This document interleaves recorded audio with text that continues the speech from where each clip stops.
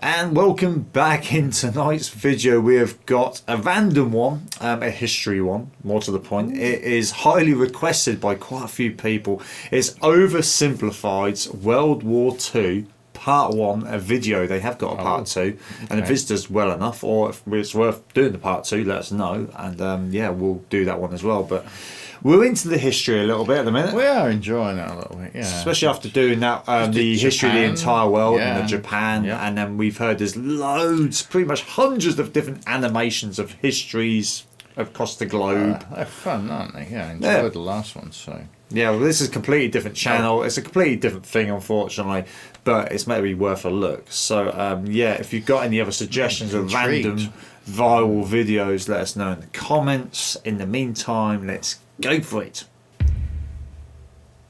It's 1902. A young man by the name of Benito Mussolini moves from Italy to Switzerland to avoid military service. He gets big into socialism, working for trade unions, writing for socialist newspapers, advocating a violent overthrow of European monarchies, the whole shebang. This gets him in a bit of trouble with the Swiss police, so he gets arrested, sent back to Italy, set free, returns to Switzerland, is arrested again, goes back to Italy again, completes his military service after previously avoiding it, and then after a brief stint as an elementary school teacher, he finally returns to work as an avid socialist. His speeches and journalistic abilities made him famous among Italian socialists. He was anti-war, so when Italy colonized Libya in 1910, he rioted and got arrested. Then World War I came along, and once again he protested Italy's involvement. But then he thought, wait a minute, this war could bring about the social climate needed to overthrow European monarchies and bring about the socialist revolution everywhere. And suddenly he was pro-war. But his fellow socialists didn't like his new pro-war stance, so they kicked him out of the party. So then he said, you know what? I'm done with socialism. We need something new, not based on class divisions tearing us apart, but based on unity through nationality. We'll conquer the Mediterranean and reunite all Italian peoples, just like the days of the Roman Empire. I'll call it fascismo, and it will guide the Italian nation to greatness. That's all well and good, Mr. Mussolini, but what kind of haircut am I giving you? Let's go with... bold.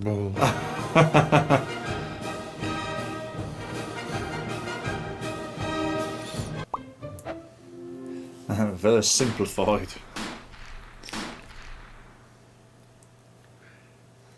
Italy had been on the winner's side in World War I, and they hoped they were going to get a lot out of it, but in the end, they only got a little, and they felt cheated. On top of that, a bad economy and weak governments meant that the Italian people were a little unhappy. So when Mussolini came along and said that he could fix everything, his fascist movement gained a lot of support. In 1922, he went to the king and said, make me prime minister, or I'll make me prime minister. And the king said, you and what army? This army. Fair enough. Then he went about establishing a dictatorship with himself at its center. Europe had its first fascist dictator. Well, they got the music in the background. Germany had been on the loser's side, and they got absolutely wrecked by the Treaty of Versailles. They lost territory, had to demilitarize the Rhineland, had to reduce their army to just 100,000 men, couldn't have an air force, had to pay the Allies a huge amount of money that it didn't have, and a new rule was established that every Englishman withheld the right to walk into the center of Berlin, pick out any German they wanted, and spank the hell out of them. I made that last one up, but it helps you understand. On top of that, a bad economy and weak governments meant that when a small angry man with a silly mustache came along and said that he could fix everything, the German people loved it. Hitler had been a soldier during World War I, and he was crazy patriotic, and nobody was madder than him about Germany's humiliation. He helped start a new political party, and in 1923 attempted a march on Munich with his boys. And then he got arrested. But his popularity grew and grew, and in 1933, the president made him chancellor. He believed he was Germany's great destined savior, and he went full megalomaniac, establishing a dictatorship with himself at its center. Europe had fascist dictator number 2. Hitler and Mussolini had a lot of the same ideas, but more importantly, they had the same enemies, and they started to get along. Anyone else want to be friends? Franco? No? You good? I do. Who's that? It's Japan, and they've taken over northern China. Let's rewind a bit. Japan had isolated itself from the rest of the world for over 200 years until the Americans showed up and said, you're going to trade with us and you're going to like it. Then the Western powers imposed a bunch of unequal treaties, meaning Japan's economy was bust. They also had no natural resources, so they decided to go get some. They went to war with China to gain a sphere of influence over Korea, and they took a bunch of China's stuff. But then the West said, hey, cut that out. And since Japan couldn't take on the West, they said, okay, I guess we'll just go home. Wait a minute, what are you doing? Taking advantage of a weakened China and setting up spheres of influence. But I was the one who weakened them. We know. And you guys didn't let me have anything. We know. That seems unfair. We don't think so. Okay, see ya. So Japan thought, screw this, and went to war with Russia, and stunned everyone by actually winning. Then they fully annexed Korea, but they didn't stop there. In World War I, they took Germany's colonies and islands in Asia. And then in an incident that was maybe staged by the Japanese army, a bomb blew up a Japanese train in Manchuria, giving them an excuse to launch an invasion and take over. So here's the situation. Nazi Germany, Fascist Italy, and Japan all believe they're racially superior, all feel hostility towards the Allies, and all want to militarize and take over more stuff. And so they did. Let's start with Germany. Hitler hated the Treaty of Versailles, and now he was ready to begin undoing it. In complete violation of the treaty, the first Luftwaffe squadrons were set up, conscription was introduced, and he pimped up his army. The Allies did nothing. Then Hitler sent his army back into the demilitarized Rhineland, giving orders to immediately retreat if the Allies showed up. The Allies did nothing. With his military re-strengthened, he could now move on to Scotland. He wanted to rapidly increase the Aryan population, and to do so, he needed Lebensraum. Or in other words, he would have to take over the world. But for now, a good portion of Europe would do, and he began eyeing up his neighbors. The Allies finally started to get worried, so they implemented a fairly useless diplomatic strategy called appeasement, and it went a little something like this. Hitler would say, I want that thing, and the Allies would say, you can't have that thing. Okay, you can have that thing, but no more. I want that thing.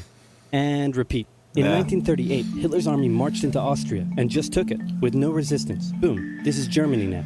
Next, he demanded to be given the Sudetenland, an area of Czechoslovakia with many ethnic Germans. The Allies held a meeting with Hitler in Munich and said, look, we're going to give you what... Hang on, this meeting is about my territory. Shouldn't I come to the meeting too? Anyway, we're going to give you what you want. Really? Yeah. Just like that? Yep. What's the catch? Just sign this piece of paper promising you won't invade the rest of Czechoslovakia. Okay. Then Chamberlain returned home victorious, waving his signed piece of paper in the air, declaring crisis to be averted and the continuation of world peace, and we built a statue of Chamberlain in his honor, and every day on the 30th of September we celebrate Chamberlain Day. Hitler's invading the rest of Czechoslovakia. What? He's invading the rest of Czechoslovakia. Oh. You lied to me. What do you expect? I'm Hitler. Not to be outdone, Mussolini also wanted to get in on the action. He thought to himself, isn't there a not yet colonized nation somewhere which is so underdeveloped that the people would be defending themselves against our tanks with literal bows and arrows and wooden spears? Oh, there is? Fantastic. And so he took it. Italy also wanted to control the entrance to the Adriatic Sea, so they occupied Albania. Then, in another incident which was maybe staged by the Japanese, gunfire was exchanged by Japanese and Chinese troops at the Marco Polo Bridge, and the Japanese launched yet another invasion against China. They swept through Beijing and Shanghai, and then advanced through the Yangtze Valley to China's then capital, Nanking. It was here that saw the worst of Japan's shocking atrocities committed against the Chinese people. Really? Back in Europe, Germany and Italy made their relationship status official by signing the Pact of Steel. Then, Hitler turned his eyes towards Poland and the hated Polish corridor, splitting Germany in two. At this point, the Allies really had to put their foot down, and they warned him that an invasion of Poland would mean war. Hitler had planned to continue his advance eastward, but he didn't want to end up fighting a war on two fronts. So for now, he made an alliance with Stalin, saying, how about we both invade Poland and split it between the two of us, and I definitely won't not refrain from not betraying you sometime in the future. Sounds... good. This new alliance stunned the West. On the 1st of September 1939, German troops entered Poland, and Britain and France declared war on Germany. The Poles fought hard, but they were no match for the two giants crashing down on them from either side. Then came a period known as the Phony War, where everyone just sort of sat around not doing much. The French had launched a small invasion into the Saarland, but they maintained mostly defensive positions, and after a while decided to just turn around and call it a day. Speaking of France, the French were still super proud of their victory in World War I, and they hadn't really moved on from it. They still used horses, they dispatched messages by motorbike instead of using radio, orders from the commander-in-chief were usually pretty vague, and the troops were rarely inspected. They built a line of defenses along their German border, but didn't bother extending it all the way to the Channel, and they wouldn't launch artillery strikes against Germany out of fear of being retaliated against. In a war, they didn't want to attack the enemy. And at first the UK wasn't much better. Chamberlain still naively hoped that the war could be ended diplomatically. Instead of bombing raids, the RAF dropped propaganda leaflets over German cities, which one air marshal said likely did nothing but provide the continent with toilet paper for the duration of the war. He also only sent 200,000 men to France, while the French had mobilized millions. Both Britain and France wanted to avoid a repeat of the First World War, and so they wanted to keep the war as far from home as possible. So they turned their eyes north, towards Norway. Neutral Sweden was exporting iron ore to Germany through neutral Norway, so the Allies asked them if they could please stop exporting iron ore to Germany, but this request was refused. Then, the Soviet Union attacked Finland, so the Allies said, how about we land troops in Norway and move them across Sweden to go help out your good pal Finland, and along the way maybe take control of all your armfields. But Norway and Sweden still said no. So the UK mined the waters around Norway to force any transport ships into international waters, and they also attacked a German tanker they found in the area. Hitler realized what the Allies were up to, and he quickly moved to secure his supply of iron ore. He launched an invasion through Denmark into Norway. The Allies rushed to land troops at key ports along the coast, but Germany had taken control of Norway's airfield, and their air superiority decided the fight. Now that's The Allies had to strategic. retreat. After this slightly embarrassing failure, Chamberlain resigned and was replaced with Winston Churchill, who had a slightly different approach to dealing with the Germans. Hitler's overall strategy was similar to Germany's First World War strategy. Attack France, defeat France, knocking out the UK in the process, then turn on the Soviet Union and win the war. Yeah, During the that was First his War, the Allies mistake. had given Hitler time to prepare his forces. Now, he was ready to attack. The Allies had wanted to place troops in Belgium, but Belgium had refused, and in a move that surprised pretty much no one, Hitler launched an invasion to get around France's defenses. The Allies charged into Belgium at full speed to meet the German invasion head-on, and it looked like a repeat of the First World War was coming. But this time, Hitler had a trick up his sleeve. Blitzkrieg. As the Germans advanced, they sent thousands of refugees westward, slowing down the Allies. Then, to the south, the French had left the Ardennes, an area full of hills and forests, pretty underdefended because they thought it was naturally impenetrable. Well, the Germans were about to penetrate it with everything they had. They smashed 50 Wehrmacht divisions through and encircled the Allied armies at lightning speed. The best of the Allied forces were now trapped. The Germans squeezed in from all sides, taking out France's best armies and nearly wiping out the British too. But they managed to make a desperate last-minute escape there to was Dunkirk, French with in British that one there civilian as well, ships weren't there? even We making actually the perilous journey saved them to as bring well. their young men home. With most of the French forces depleted, the Germans breezed through, taking Paris, and France fell. What the Germans couldn't do in World War I, Hitler had done, just like that. Hitler hoped that with the fall of France, the UK would also lose hope and sue for peace. But quite annoyingly, it didn't, and he needed to secure the Western Front, so he tried to force them into submission with mind games. The UK were now all alone, and Hitler wanted to emphasize that. First of all, just before France fell, Italy finally declared war on the Allies, making the UK's situation even worse. Next, instead of just occupying all of France, Hitler occupied the coastal areas for defense, but allowed France to continue its existence as a German puppet state. This way, it looked like the UK's old ally had decided to switch sides. Hitler also hoped that the UK wouldn't attack any of her old allies' navy bases or colonies in Africa, giving Hitler an extra line of defense to the south. But the UK made sure to respond to this by sailing down to France's navy base in Algeria and wrecking a bunch of ships. So have at it. Hitler then began laying down plans for an invasion of Great Britain. Before German troops could land on British soil, he would first need air and naval superiority across the Channel. Waves of German bombers came, while the completely outnumbered RAF worked bravely around the clock in an attempt to quell the German attacks. At first, the Luftwaffe targeted British ports and coastal facilities. Then it attacked Blitz RAF bases, and all that, crippling the yeah. RAF's ability to defend the nation. And it looked like Hitler's Great British invasion was coming. But then, Churchill ordered a small, pretty insignificant bombing raid over Berlin. It didn't do much damage, but Hitler was furious, and he immediately ordered the Luftwaffe to refocus its attacks on civilian targets in London. Children were sent off to the countryside away from their parents to avoid danger, and frequent trips to air raid shelters became a daily occurrence. But British morale held firm. Smiling, knitting, lounging casually, Wow. these people have balls of steel. This refocusing on London also gave the RAF breathing space to reorganize, so Hitler kind of shot himself in the foot there. Just the foot for now.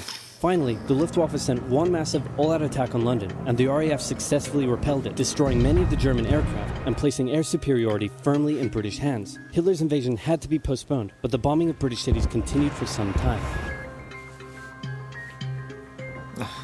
Part 2, click here. To be fair, I think I'm going to have to watch part 2 at some You point. certainly have. It never gets old, does it? Or boring or tiring watching it, and it shouldn't do for all the people that lost their lives, as we mentioned on the other. It's a history and should be remembered, yeah. The one thing that, I mean, they were mentioning, to be fair, about how strong the Navy was here in the United Kingdom. Literally, it was the powerhouse of the world as far as navies go. I think that was our salvation, that the Definitely. UK, that we had a sea around us. It made it a lot harder. And our Navy was one of the best on top Yeah. of that. It's literally, it could not be, no one came close really to the UK Navy. No. All the other things, the Air Forces and that, I suppose they all fought pretty well. I know you saw that at the end of that, the UK Yeah. did a good job of Man. holding them back within reason. But the Yeah. Blitz, seeing them pictures there in the under, that's the London Underground, the tube That's stations it. there, Yeah. laying there underground. That's it. I think even if he'd come over and took it over, I don't think anyone would listen to him.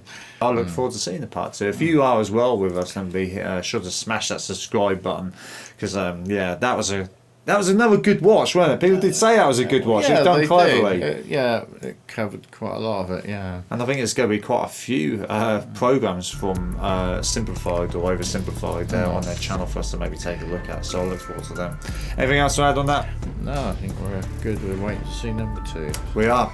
Yes, so if you're still with us, thank you. Anything you want to add, whack down in the comments. We normally tend to read them here at Hypetrain. So I do. And other than that, we'll see you real soon. Catch you on the flip side.